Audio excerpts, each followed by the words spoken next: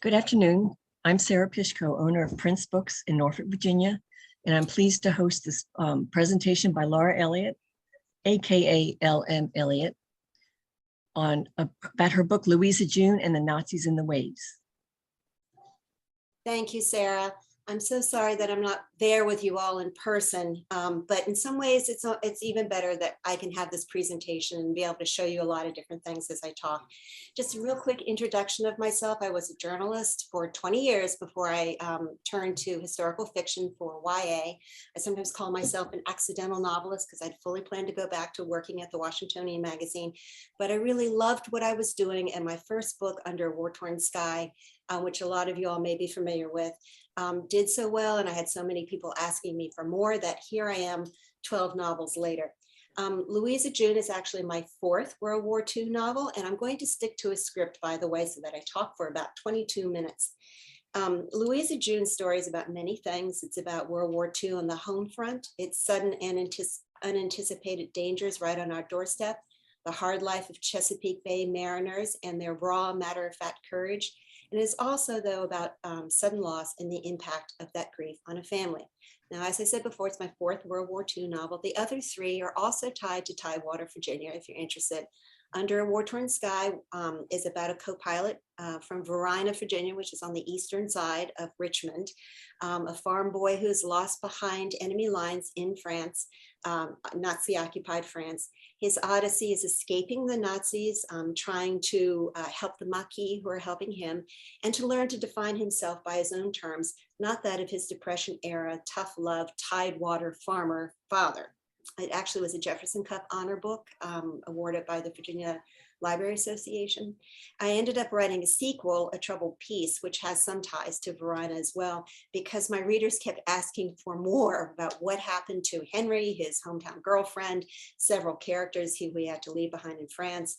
And then I also ended up doing a home front companion book, Across a War-Tossed Sea, which is set entirely in World War II, Tidewater, Virginia, again in Varina and that surrounding area of Richmond.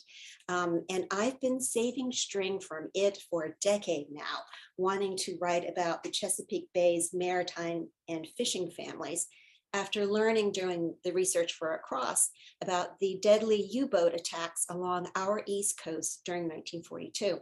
The frustrating thing about researching historical fiction is that there's always some fascinating tidbit that just doesn't fit into that particular character's story and character arc and journey.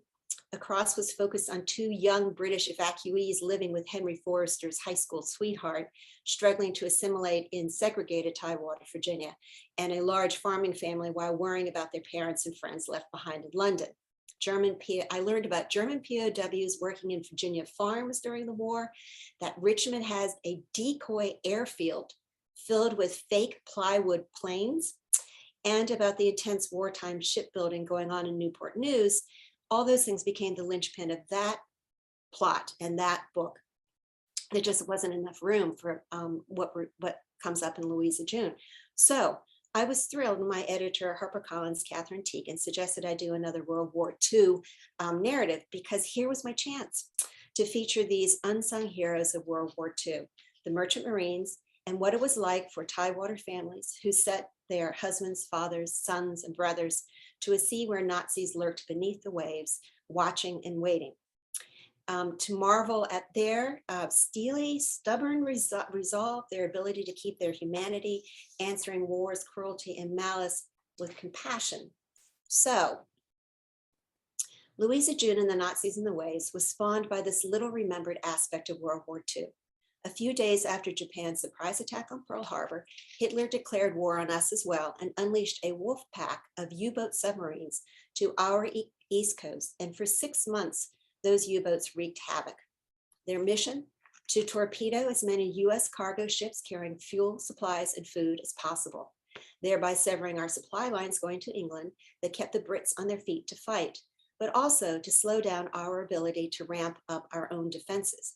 And honestly, to scare the bejeebies out of us. America was totally unprepared. We had not anticipated attacks on our own territory, so we were short on everything: spotter planes, warships, anti-submarine weaponry, and training. Half our warships were in the Pacific, and 14 of those were severely damaged during Pearl Harbor. Compounding that was the fact 2 years earlier, to help shore up the British, we'd sent them 50 World War I era ships of war. All we had left on the East Coast were a dozen old destroyers and small Coast Guard cutters to patrol 28,000 miles of shoreline. As a result, for months, our merchant ships traveled coastal shipping lanes unescorted, essentially sitting ducks. Hitler's U-boats struck these isolated ships without warning, typically in the dark of night, easily spotting them backlit and silhouetted by the lights of coastal cities and community. The first sinkings occurred in mid-January 1942, one after another. The first, just off Cape Cod, U-boat 123 cut a freighter in half with one torpedo, killing 87 sailors and passengers. The next night, that same U-boat tuned into New York City radio stations and followed the beam of Long Island's lighthouse at Montauk Point, easily spotting its next victim, a tanker. 3 torpedoes took it down. U-123 continued on, following Long Island shoreline to find another tanker just off the Hamptons. The 650-foot fireball from that explosion sent residents scrambling in panic.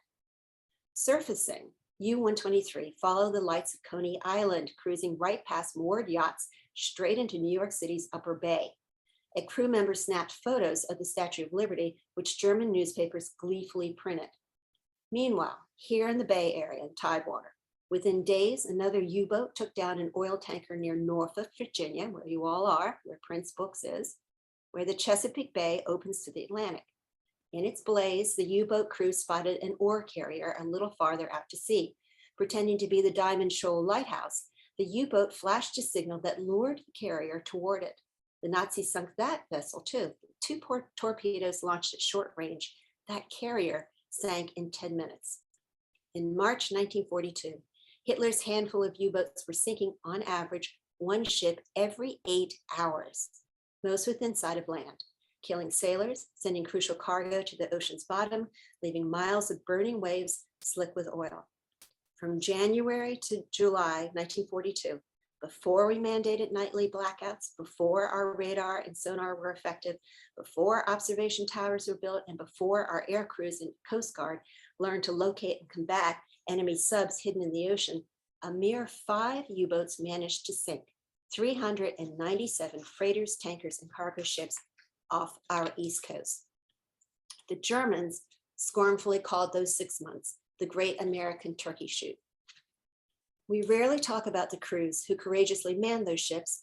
1 out of 8 merchant mariners experienced a ship going down. Those who survived often drifted for days on the open sea before being found half-starved, often with hypothermia, terribly injured or burned, and yet they re-upped repeatedly, some as young as 16, others in their 70s, like my minor character, Mr. Cooper, who was so much fun to write. They were determined to keep critical supplies going. The merchant marines, in fact, experienced the highest casualty rate of any service during World War II. You can read more about them on my website or the afterword. One of the Nazis' primary targets was the Chesapeake Bay. That's because Norfolk Hampton Roads was a busy, enormous commercial shipping center, as well as home to half a dozen military bases and shipyards and factories that were very quickly converted to producing wartime armaments. That's why the fake airfield outside of Richmond. This was also Louisa June's world. She lives in Poquoson, and I'm going to just read her description in the book of that area. Poquoson is a pudgy little peninsula that juts out into the bay, embraced by the Back and Poquoson rivers, in between Hampton to the south and Yorktown to the north, cities framed by the wide, fast-moving James and York rivers. The Tidewater is a universe that shifts and pulses by the minute, with tides that seep deep into the land and rise and fall as much as 3 feet, 4 times a day, mixing salt and fresh water to create one of the world's biggest estuaries. Poquoson was an Algonquin word meaning the Great Marsh, and that's what we are, a place that belongs far more to the hundreds of egrets and blue herons wading through the feathery inlets than to us. Perpetually flowing, thrumming with dragonflies, cicadas, crickets, katydids, mosquitoes, 1,000 shades of green and blue, and so very alive. Butler had called it idyllic. But during World War II, Louisa June's beautiful Tidewater that she just described would also become a place that was constantly, where the residents were constantly dealing with debris, and sometimes even broken bodies washing up into the marshes and oyster beds that they harvested. One night, one U-boat even managed to cruise into the Chesapeake Bay to leave a string of submerged mines. They were guided through the bay's opening by the lighthouses on Cape Charles and Cape Henry, and then managed to avoid running aground in the shallows of the bay's mouth by tagging along unseen behind a patrolling American trawler that was lit up by onshore lights of Virginia Beach's boardwalk and of Norfolk. But that fact wasn't known until much later. The novel's climax comes in this factual and terrifying scenario: a series of explosions watched by thousands on Virginia Beach's sands and boardwalk as a 13-ship convoy approached the mouth of the bay June 15th, 1942. A few minutes past 5 p.m., a tanker exploded in billowing flames. 30 minutes later, another tanker, desperately zigzagging to confuse the U-boat they thought was lurking nearby, also exploded. A fishing trawler, which actually the Brits had sent to us, had armed and sent to us to try to help out, turned toward the onslaught to try to help crews plunging into burning waters. It too ruptured in 3 successive explosions and disappeared into oily smoke, killing 17 of its 35-man crew. Thinking a U-boat was torpedoing the ships, American naval vessels, bomber planes, a blimp, and Coast Guard cutters rushed into the fray. In all, over the next 36 hours of frenzied search and rescue, 3 ships sunk and 4 were heavily damaged. Local fears escalated when it was later determined the devastation was not caused by a submerged U-boat trawling around with torpedoes, but that string of lethal magnetic mines the Nazis had managed to leave in the night totally undetected. Only after that event were businesses along Virginia Beach's boardwalk willing to douse their lights at night. Because Louisa June lives in Poquoson and her cousin Belle in Hampton, I needed a place on that side of the bay for them to logically and plausibly be able to witness these explosions. After staring at maps, I fell upon what was then the palatial Chamberlain Vanderbilt Hotel. Now, placing them in that resort-like setting also handed me this wonderful and sharp contrast between the haves and have-nots of the time, and a few moments of humor to tuck into the narrative as a momentary breather before the mayhem of the next pages. The delightfully blunt and wry cousin Belle comes out to the Chamberlain's beach that you can see there in the postcard in her old turn-of-the-century bathing dress to join a crowd of moneyed sunbathers supporting Hollywood glamour suits, causing Louisa June, the young teenager, considerable embarrassment. "Do you think you'd prefer seeing this old body in a two-piece?" Cousin Belle asks with a smile, which leads me to my telling you a little bit about how I found my plot, my characters, and my themes. The short answer is research. The sinking that inspired Louisa June was, I think, one of the most cruel attacks of 1942. As is always the case in war, for every horror story, there is another, one that is stunning in its humanity, perplexing as it is given the circumstances. One U-boat captain, for instance, would take down a ship and then surface and throw biscuits and water to the survivors who managed to get onto lifeboats, and often would ask them, "Hey, how are the Dodgers doing?" Because that German captain had grown up in Brooklyn. Now, other Nazi officers were more ruthless, like this one. March 31, an ocean-going tugboat, the Menominee, left Chesapeake Bay, towing 3 barges filled with coal and lumber, heading toward Delaware. Just off Chincoteague, Virginia, U-754 surfaced a mere 50 yards away from the tug and opened fire, blasting the tugboat's cabin to destroy its radio, so the crew couldn't report the U-boat's presence to the Coast Guard or call for help. Then U-754 circled the barges, firing and sinking them, thereby achieving Hitler's command to eliminate fuel and supplies. But that Nazi captain ordered his crew to finish off the Menominee. The sub chased down the tug and shelled it. The Menominee exploded as its crew members desperately abandoned ship. I had learned about the Menominee on this fairly esoteric website, uboat.net, which has posted a page for each ship hit by a German U-boat during World War II. After reading the shocking details of the attack, I clicked on the list of crew members off there to the right. Only 2 of 18 survived. Now, think like a writer, a reporter. Notice the listed ages of those crew members. There's one who's 70 and there's one who's 17. and the repetition of 2 last names. Among those lost was a 17-year-old William Lee Horton, probably on his first voyage. There were 2 sets of fathers and sons on the Menominee, the captain and his son, and the cook and his. Both sons were only 22 years old. Neither survived. One of the fathers did. Now, as a mother, those details knocked the wind out of me. I had to stop for a minute and instinctively mourn for that family. And as I did, the tragic twists of Louisa June's journey began to take shape for me. Her daddy is not the captain of the Menominee, but what happens to him and Louisa June's brother and the repercussions on her family in terms of grief of that awful out of the blue loss, the blame, the regrets, the what ifs were certainly inspired by what happened to that little tugboat. So for those of you who are interested in writing, that's the creative force and power of research. It's the fuel and the rudder of my imagination. Now, after Louisa June loses her brother, she must embark on this sail of her own, looking to help her grieving parents and to regroup her family. Louisa June is a compassionate helper, a doer. Her mother has always, quote, had the melancholy, so Louisa June's grown up watchful, anticipating what her day will be given her mother's mood. But she's also stubborn and righteous and smarter than she realizes. She's determined to somehow combat Nazis herself. She's too young to do this, but her sister Katie becomes a, quote, Winnie welder, working on Liberty boats in Newport News. LJ herself really wants to join what locals jokingly nicknamed the Hooligan Navy, which, by the way, Hemingway does in Florida. Civilian boaters, the Navy equipped with secure radios, who might patrol for 48 hours and keep watch for U-boats surfacing to recharge their batteries. Please know that Louisa June has funny, light moments as well, and I hope endearingly eccentric characters to take you guys in. Take Louisa June's outrageous friend Emmett. With wild ideas, he convinces her to join. I'm going to read you a couple paragraphs from the book. Emmett says to Louisa June, for instance, you know, the tides are coming in higher these days because of all them Nazi tin fishes floating around out there, right?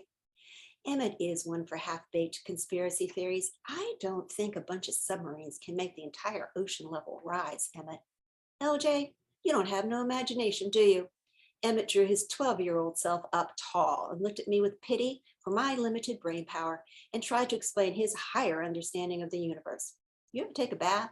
Maybe you take a jug and put it down to collect water for rinsing your head and the water rose up when you did? Yes, but that's a bathtub, Emmett. Shrugging, he ignored my disbelief. Well, they're out there, LJ, thick as sharks. I ain't going to stand by and do nothing. I'm going to build me an observation tower and join the confidential observers. Now, you should know that conversation leads to their being in the wrong place at the wrong time beside Plum Island, where Green Army Air Corps cadets are learning how to dive bomb and drop depth charges. In addition to Emmett, there's LJ's sassy big sister Katie, I mentioned before, who prefers wielding a blowtorch to staffing USO dances. Her cousin Belle is one of my favorite characters to ever have written, is a bodacious, outspoken, elderly relative who has survived loss herself, been on extraordinary adventures in her youth, served in World War I as a gray lady, quote unquote, is wise, blunt, suffers no fools, the kind of adult who listens and respects what a child is feeling and saying. She's a big believer in the healing power of books. She collects stray cats, or I should say they collect her, and she names them for the musketeers. There's a pig chase, netting for Elvis, that instead lands a whale of an eel, and the factual report of a mother managing to give birth in a lifeboat thrown around during labor for 13 hours by 20-foot waves during a storm after surviving her ocean liner being sunk. And eventually, there's a life-changing heroine search and rescue scene. So, Louisa June is for those who love a good adventure story, for those who may have lost someone or whose parents struggle to climb out of melancholy, and especially for those who, like Louisa June, try to help others and in the trying find their own strength. There's a line from Kirkus's starred review of the novel I really love, which says Louisa June's story celebrates, quote, the uplifting strength of no-nonsense friendship. So, like a good friend might, I hope Louisa June and the Nazis in the Waves makes you laugh, makes you cry, makes you think, and gives you hope, and becomes a book you want to spend time with again and again. Thank you. Now, how do I stop? Did that work? Yes. Does anybody have any questions? Thank you, Laura. I found this book very interesting. I grew up in Norfolk. I never knew about the problem off of the Norfolk shore. When the book came in, I thought the book was set in the Outer Banks. That's where I knew the U-boats to be. I did not know they were this far north. So it's been very fascinating to me that right here, this has all happened. I was wondering how when I first started reading it, I was trying to picture Southside Virginia Beach, Pungo, or as where the farm was. And finally, I figured, I guess because you said it was Poquoson, and that changed things. But I had to look up Poquoson. I have a couple friends who live there, but I've never been there, believe it or not. It's embarrassing. And you described what Poquoson meant, but what about Chesapeake? You gave that definition, and you didn't mention it in your presentation. It's the Great Marsh, according to. No, I thought Poquoson. I thought you said Poquoson was. You're right. The Chesapeake. Oh gosh, I'll have to look it up. I'm going to forget. It's something about shellfish, isn't it? It might be. I have to look it up. It's in here someplace. It is. Okay, well, see, in my brain and out the other side, because I'm working on a new book now. So, that is one of the joys. Poquoson, I think now is very different from what it was then. Just like where my father grew up was very different than it is now. It was, chicken farms and very, very, very rural. And now it's really, one of the outburbs of Richmond. But this is one of the things I love to do with. And I think it's being the old reporter, magazine reporter for so many years. I look for holes in coverage. I look for things that haven't been covered before much. And, nobody seems to know about this, or the merchant marines and all the dangers that these people were putting up. They do, as you said, know about Torpedo Junction in North Carolina, but very few people know about just how pervasive this was for 6 terrifying months at the very beginning of the war in 1942, and we were totally unprepared. And it really did fall to people like Mr. Cooper or Louisa June's father or her brothers to keep things going. And honestly, we could have been taken to our knees and not able to recover had it not been for these incredibly steely, stubborn, I'm going to take care of this kinds of thinking. So. And it's a beautiful area to write about too. I really enjoyed being able to write the descriptions and to create the brother even briefly as kind of a bow of homage to my beloved Romantic Poetry's professor, Dr. Ed Wilson, who was the provost at Wake Forest University, to name him Butler for, William Butler Yeats, and to be able to quote, the poem about the swans, and just to be able to talk about the ennobling aspects of reveling in nature, which some people have asked me about where Louisa June's voice came from. I grew up, listening to my daddy from Taiwan, Virginia, and knowing a lot of people who loved anecdotes told at length, pictorially, with a little bit of wry humor thrown in, please, to make it interesting, and always about people. And this truly deep-seated love and affinity for nature. Daddy, I could still, my children often laugh at some of the things when I say, Daddy would say that there's a storm coming because, but they were very attuned to those kinds of things and loved the uplift that spotting, certain birds or the blues and greens of the waves, stars in the waves, those kinds of things. I grew up knowing people who really, that was who they were. So that eel scene was pretty funny. That was so much fun, you're right. Yeah, when you're writing about a fairly serious topic, it's really important that I drop in moments of just ridiculous moments and scenes, but that are factual, I was doing some research just about elvers, and I came across something that was an eel, like, this big. And I thought, what would happen if it got into your, anyway, we won't give it away, right? Oh, gosh. But that was fun to write. And there were some other, I don't want to give it away because it's such a surprise the way it happens, but well, I did mention that there's a pig chase and there are a lot of things that I hope give moments of levity.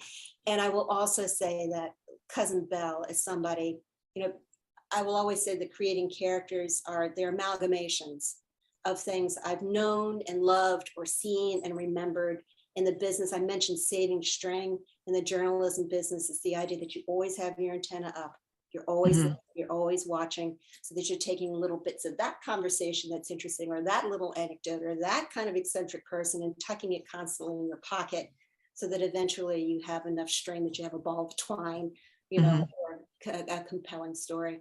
I actually have on her little pinky ring, but Cousin Belle was inspired by a woman I had the enormous fortune to grow up knowing. She was my surrogate grandmother. This will tell you what a small town Northern Virginia used to be.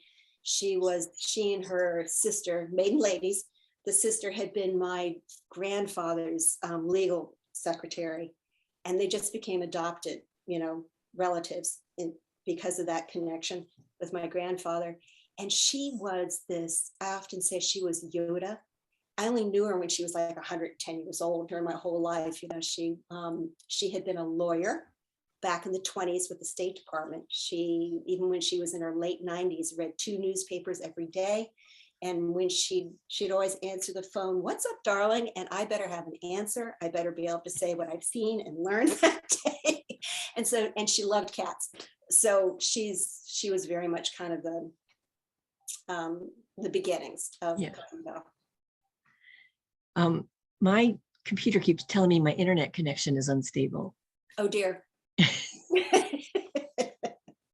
And this is even at the store. So if it goes out, just sorry. A lovely conversation already if it goes out. So, not I had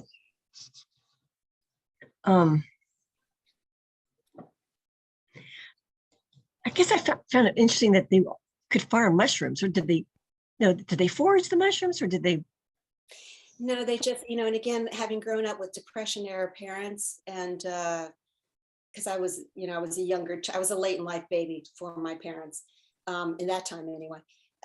They foraged. My father, they were poor. They were chicken farmers during the Depression, and so they would go looking for wild asparagus. Mm-hmm. They would go looking for mushrooms that were edible to be able to, supplement what they were growing. Because the soil in tidewater, those of you who try to till it, is sandy. There are only certain things that will grow in it, including daffodils. I haven't been able to see it, but evidently there's this huge daffodil festival that happens not far from Pocosin, which I really— Gloucester. It is Gloucester. Yeah. Thank you. I would love to go see it sometime when it happens. So. Well, I went out on my kayak this morning and went back into the marshes, and there's some critter in one of the marshes, thousands and thousands of this. I couldn't tell if it was a gigantic bug or whether it was a small crab. And I came back and dug out my Life in the Chesapeake Bay, and I'm going to try to figure out what they were. And I guess all the wildlife, the herons and the egrets, feed on those things. Yeah, it would make sense. Well, if you take your kayak into the marshes, it's almost a primordial sense, these, just life growing in every inch there, so. And the sounds, there's so many songs that go on there between the birds and the toads and the peeper frogs and even the katydids, it's just so full of life. We forget that in our world these days now, not enough of us spend enough time just kind of immersed in that beauty. I think that's another thing that really struck me when I was thinking about Louisa June and her brothers in particular, how out in the elements they are. I think being out on one of those ships in the open seas really makes you feel just how tiny human beings really are in the world. When Kate became a welder, that reminded me of a book by Jennifer Egan. Was it about a young woman who became a welder in Brooklyn? Was it Manhattan Beach? I don't know, but I would love to know about that. Sounds interesting, really interesting.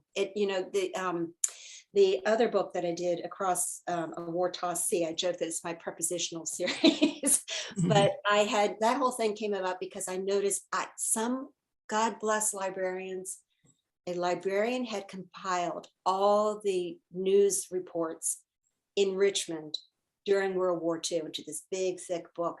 And there was just this mention that there was a Episcopal church that was trying to place British evacuees who were coming into the area. And also that they were looking for teenagers to be plane watchers. And that the Newport News dry dock and shipbuilding company was looking for workers and was integrated, at the time. They had to be. Yeah, but it's really the Merchant Marine. The Merchant Marine, by the way, was the first fully integrated service for those ships. And there's another, well, this is an aside, but it's interesting. Some of the Liberty boats were named for some of the Merchant Marines who were lost during these torpedoings by the U-boats. Well, thank you very much. Thank It's you. very interesting. I'm going to be recommending it all summer. Thank you. Good. And if anybody has any questions, you can reach me at my website, which is lmelliott.com. And there's a discussion guide and a really lovely exercise written by a literary expert about using Louisa June to talk about emotional wellness as well. So it's a really beautiful kind of art project that she has designed for people. So thank you. Thank you. Okay, oops.